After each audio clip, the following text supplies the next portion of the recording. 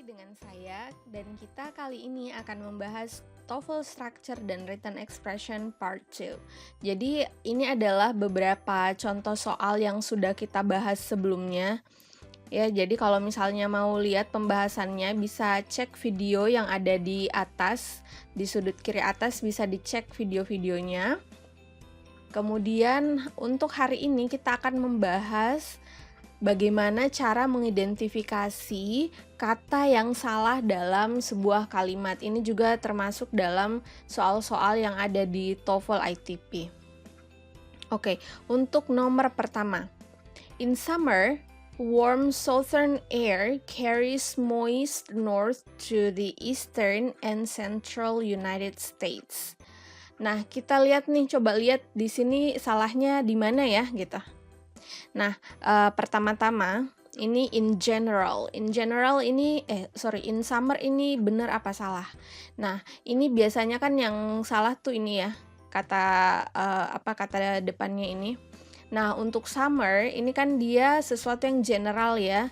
Nah, untuk sesuatu yang general misalnya musim, tahun, sesuatu yang sifatnya umum dia udah benar pakai in. Berarti A ini benar. Kemudian ini B, warm southern air carries. Nah, ini air sudah benar, warm southern air. Kemudian carries, jadi ini warm southern air. Ini adalah kata benda, kemudian ini adalah kata sifat yang menerangkan kata benda. Jadi ini sudah benar, kata bendanya ada di belakang, kata sifat yang menerangkan kata benda ada di depannya. Kemudian karena ini air, udara, dia adalah benda yang tidak dapat dihitung atau uncountable noun. Jadi, kata kerja di belakangnya kalau dia present tense atau kita mau menjelaskan fakta, sesuatu yang secara umum benar atau fakta umum, maka kita pakai simple present tense. Nah, untuk air ini karena dia merupakan, kalau kita ganti ini subjeknya, kata gantinya adalah it.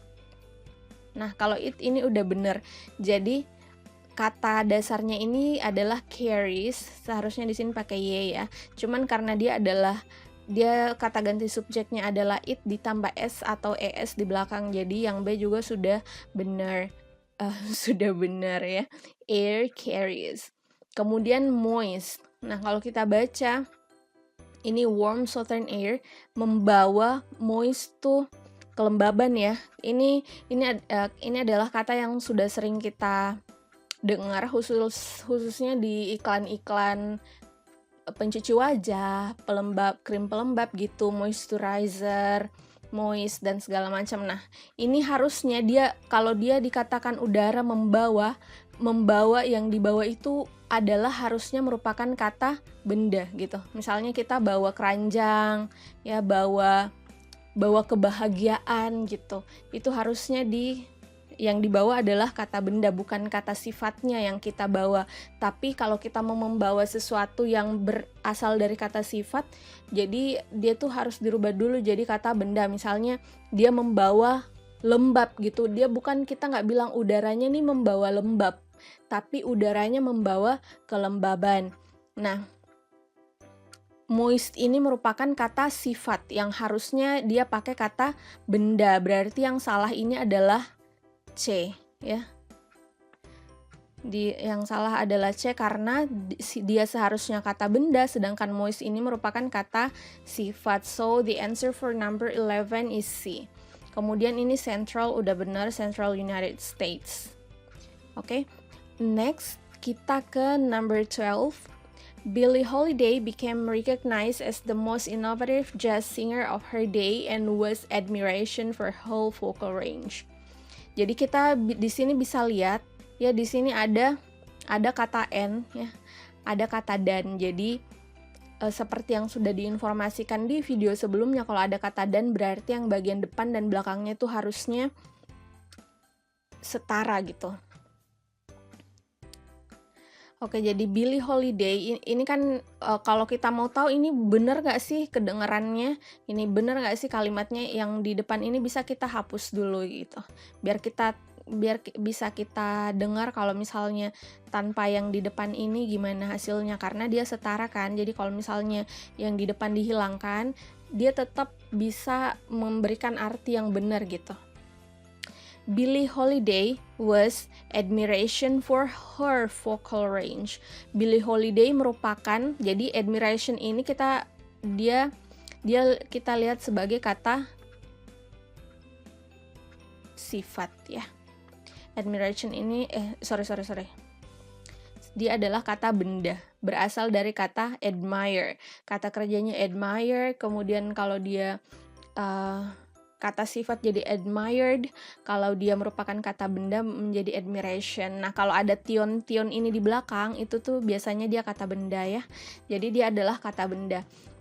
Billie Holiday merupakan kekaguman untuk, kalau kata kerjanya tuh kagum. Kata sifatnya tuh bisa kagum, bisa terkagum, tapi kalau kata bendanya tuh kekaguman gitu. Nah, agak nggak nyambung kan kalau misalnya kita bilang Billie Holiday merupakan kekaguman untuk vocal range-nya, range vokalnya ya. Jadi ini dari awal sudah terdengar salah, berarti jawabannya adalah D. The answer is D. Ya. Kenapa bukan A? Coba kita cek satu-satu ya. Kenapa misalnya A kita katakan benar? Billie Holiday became recognized. Nah, recognize ini dia berasal dari kata recognize. Ini kata dasarnya, verb satunya recognize. Mengenal gitu. Jadi kalau ada D-nya di belakang, berarti dia kata kerja ketiga, artinya dikenal. Billie Holiday menjadi dikenal. Nah, masuk akal kan? Kemudian as the most innovative jazz singer. Nah, innovative ini juga benar karena harusnya di sini adalah kata sifat, dia yang menerangkan kata benda gitu. Ini kan singer. Jadi kata bendanya adalah singer penyanyi gitu. Dalam bahasa Inggris, singer atau penyanyi kita bisa bilang singer, ada juga yang bilang singer ya. Sebenarnya saya belum pernah ketemu langsung orang yang nyebutin singer tuh jadi singer gitu. Cuman saya dengar dari film, kalau ada yang ngikutin filmnya Glee, seriesnya Glee gitu, si guru yang cewek ini saya lupa namanya. Si gurunya yang cewek yang baik, yang dia di-portray sebagai guru yang baik, dia tuh bilangnya singer, not singer. So that's also a way to say the word singer. Nah, kata bendanya adalah singer. Nah, yang di depan kata benda itu biasanya adalah kata sifat yang menerangkan kata benda, bisa juga kata benda yang menerangkan kata benda. Nah, ini udah bener, dia kata sifat yang menerangkan kata benda. Ya, innovative jazz singer. Jadi B udah bener, of her day ini juga udah bener sih ya. Jadi ABC udah bener, yang salah adalah D. And then we move to question number 13. To raise livestock successfully, farmers must selecting cattle for breeding and apply a dietary regimen. Oke, nah kalau di sini sebenarnya kita bisa langsung pilih yang B ya. Ini udah jelas ini salah. Kenapa B salah? Karena di belakang kata must, could, would, can, itu dia harus verb one. Kalau dia bukan kata kerja pertama, dia harus pakai to be. Nah, sedangkan di sini kan nggak ada to be. Jadi ini modals langsung ke kata kerja. Kalau models langsung kata kerja, tidak ada pilihan lain, dia harus kata kerja pertama. Jadi harusnya bukan must selecting, must select. Jadi ingat aja kalau misalnya models di belakangnya dia harus diikuti oleh kata kerja pertama. Kalau dia tidak diikuti kata kerja pertama, dia harus pakai to be, ya.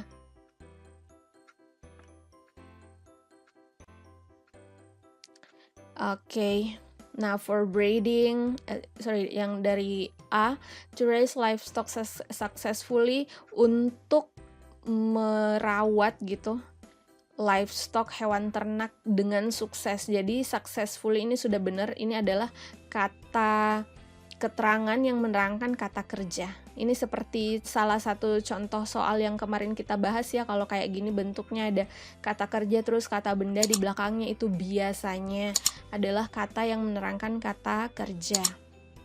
Kemudian jadi ini sudah benar ada ly-nya di belakang nih. Berarti dia bukan sukses artinya, tapi dengan sukses. Kalau ada LA-nya itu berarti dia dengan sukses. Kemudian for breeding ini sudah benar. Kalau ada kata for, before, after, for, di belakangnya itu kalau dia kata kerja wajib pakai kata kerja ing. Jadi udah benar. And apply. Nah di sini kan ada kata dan lagi nih. Nah dia tuh harus setara. Karena di depan ini dia tidak masuk pilihan, jadi sudah pasti dia benar. Jadi kita lihat ke depannya, oh di depan pakai kata kerja pertama. Di sini juga pakai kata kerja pertama. Gitu. And then number 14. In the 1960s, urban renewal projects cleared land for commerce and offices building. Oke, yang salah yang mana? Yang salah adalah D. So the answer is D. Why? Kenapa yang salah tuh D? Sebenarnya offices building ini sudah sering banget kita pakai. Jadi ini merupakan kalimat yang harusnya sudah familiar banget.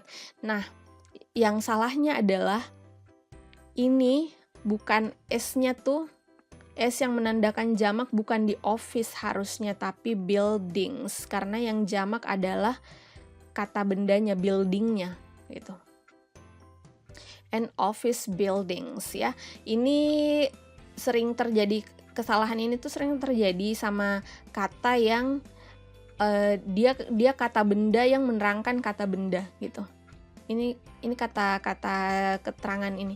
Jadi ini adalah frasa kata benda yang terdiri dari dua kata benda, tapi ini kata benda ini merupakan kata keterangan yang menerangkan si building. Buildingnya ini building apa sih? Bangunannya ini bangunan apa sih? Oh, bangunannya ini bangunan kantor gitu. Nah, karena di sini dia walaupun asalnya kata benda, dia tuh perilakunya, sifatnya, kelakuannya kayak kata sifat.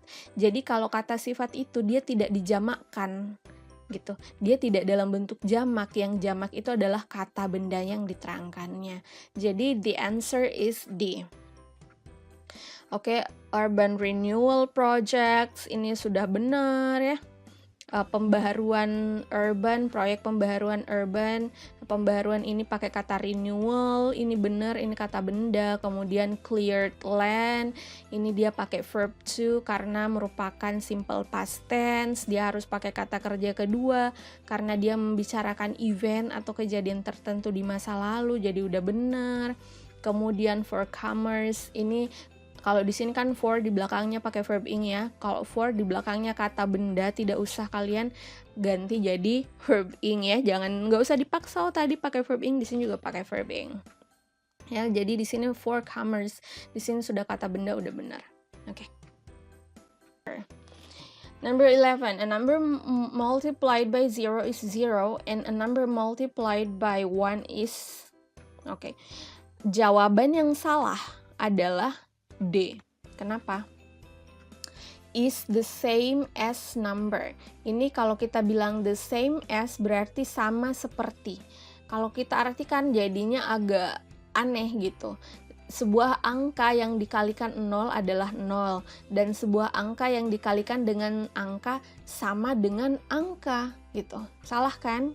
Nah, yang benar di D ini kalau kita mau benarkan S-nya dihilangkan jadi the same number. Jadi same-nya ini merupakan kata sifat yang menerangkan number, angka yang sama gitu. Nah, gitu cara kalau kita baca frasa kata benda ya. Jadi kita lihat ini dia kata, karena kalau dalam bahasa Indonesia kata sifatnya di belakang ya, angka yang sama gitu. Angkanya dulu baru sama. Kalau dalam bahasa Inggris samanya dulu baru angka. Jadi kita kalau mau terjemahkan dari belakang, angka yang sama. Makanya the answer is D. Ya, tinggal kita hapus S-nya. Yang salah itu adalah S. Kemudian a number udah bener, multiplied by 0 udah bener. Kalau misalnya kita bingung ya, dikalikan dengan itu harusnya di sini pakai by atau with ya. Kita lihat di sini di belakang kan ada juga multiplied by. Nah, di sini udah nggak ada garis bawahnya, berarti ini udah pasti benar. Jadi kalau di belakang pakai by, multiplied itu diikuti oleh by, di depan juga pakai by. gitu. Jadi ini udah bener, ini multiplied juga udah bener, karena kalau misalnya pun kita tidak tahu ya rumusnya kenapa dia bisa, kita bisa lihat, oh di depan ini pakai multiplied, tidak ada garis bawahnya, jadi dia udah pasti bener. Kalau sama kayak di belakang, berarti ini juga benar. Nah, ini kalau kita panjangkan ya kalimatnya, jadi a number which is multiplied by 0 is 0. Kalau kalian udah nonton video yang pertama, kalian akan tahu kalau misalnya kata which ini dia bisa dihilangkan. Kalau misalnya dia bentuknya kalimat pasif, dihilangkan sekalian sama to be-nya gitu. Jadi that's why which is-nya hilang, tinggal a number multiplied by 0. Ini adalah salah satu ilmu yang harus kalian hafalkan karena sering banget muncul di soal. And then number 12, muscles aids in attaching portions of the skeleton to one another and ultimately shape the torso. Nah, ini tuh gampang banget. Yang benar atau jawaban yang salah adalah A, aids. Kenapa? Karena ini tuh yang jadi subjeknya adalah muscles. Muscles ini otot dalam bentuk jamak gitu. Otot dalam bentuk jamak itu kata gantinya adalah they ya. Kata ganti subjeknya adalah they. Nah, kalau dia simple present, kata kerjanya itu ya udah kata kerja satu, nggak usah diapa-apain lagi gitu. Nah, nggak usah pakai s, berarti dia salah karena di sini dipakein s. Kalau sama kayak yang soal sebelumnya ya, kalau misalnya subjeknya he, she, it, ini udah bener, kata kerjanya dipakein s. Tapi kalau subjeknya I, you, we, they, dia nggak usah dipakein s, udah kata kerja pertama aja. In attaching udah bener, di belakang in, verb ing, kemudian to one another ini udah bener ya. One another itu kata yang udah sering banget kita dengarkan, disimpan aja di kepala, one another, ini udah bener. Kemudian and ultimately shape the torso, jadi ini udah bener dan membentuk torso. Ini sama, ini kan ada kata dan, berarti dia setara dengan kata aid ya. Di sini setara dengan kata aid, berarti ini tuh harus sama. Kalau kita lihat ya kayak gini, ini dua kata ini tuh harus setara. Kita lihat kata kerjanya, kita lihat predikatnya. Nah, di sini dia di sini pakai aids, di sini pakai shape, kan harus setara ya, berarti pasti salah satunya benar, salah satunya salah. Gak mungkin dia benar dua-dua, gak mungkin dia salah dua-dua gitu.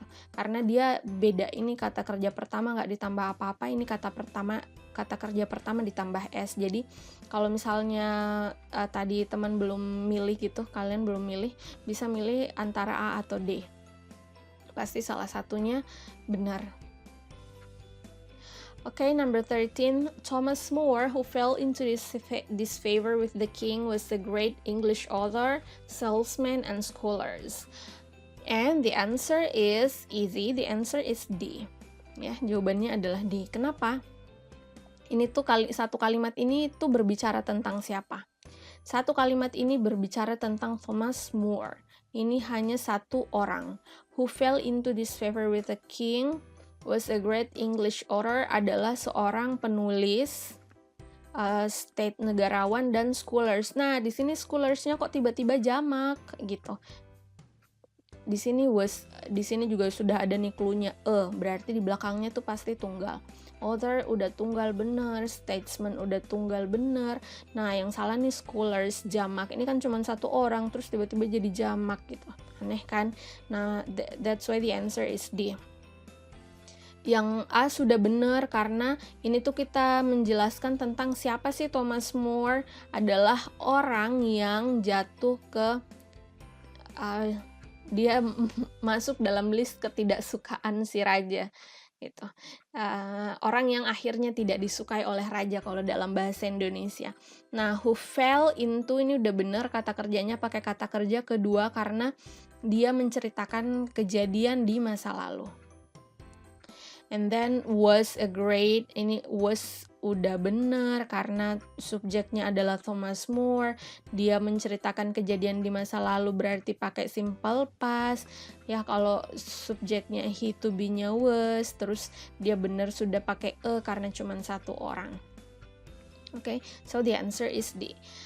Then number 14. The first microprocessors were fabricated in 1971 for installation in handheld calculators.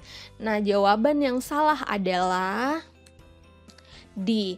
Ini handheld calculators harusnya adalah handheld. Bukan O ya, handheld. Ini diingat-ingat aja karena ini juga umum kok.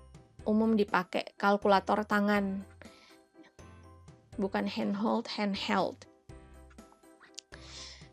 Kemudian yang A udah bener, the first. Kemudian were fabricated udah bener karena di sini microprocessors dia jamak berarti kata ganti subjeknya adalah they juga ya. Kemudian karena dia menceritakan tentang kejadian di masa lalu, maka dia pakai simple past tense. Kalau they to be-nya simple past tense itu were. Kemudian for installation ini kata benda udah bener, nggak usah dipaksa jadi for jadi installationing ya, karena ini bukan kata kerja. For di belakangnya kata benda udah bener, nggak usah diapa-apain lagi gitu. So the answer is D. Number 15, technology is defined as the tools, skills, and methods that are necessary to produce goods. Nah, yang salah adalah A. Kenapa dia salah? Ada hal-hal tertentu dalam bahasa Inggris yang udah jadi aturan dan kalian tuh harus ingat. Contoh salah satunya adalah is, to be tidak boleh ketemu kata kerja satu. Ya, to be boleh ketemu kata kerja 3, boleh ketemu kata kerja ing, tapi tidak boleh ketemu kata kerja pertama dan kata kerja kedua gitu. Jadi kalau to be ketemu kata kerja hanya on 2 occasions. Pertama kata kerja ketiga karena dia pasif, kemudian kata kerja ing karena dia menceritakan sesuatu yang sedang terjadi. Nah, teknologi didefinisikan, berarti ini dia harusnya pakai kata kerja ketiga karena dia pasif, jadi harusnya defined. Nah, saya tahu dari mana kalau ini harusnya define bukan defining. Karena ya kita lihat aja artinya, teknologi sedang mendefinisikan tools, skills, dan methods yang penting untuk memproduksi goods. Itu agak nggak nyambung ya. Yang lebih tepatnya teknologi didefinisikan sebagai. So that's it buat video kita kali ini. Terima kasih for watching. Nanti kalau misalnya ada saran, masukan, silahkan tulis di kolom komentar. Kemudian kalau misalnya kalian ada request pengen dibahas apa lagi nih di video selanjutnya, silahkan tulis komen. Kemudian don't forget to subscribe, like, comment, and share supaya video ini akan memberikan manfaat ke teman-teman yang lain. Assalamualaikum warahmatullahi wabarakatuh. Sampai jumpa di video selanjutnya.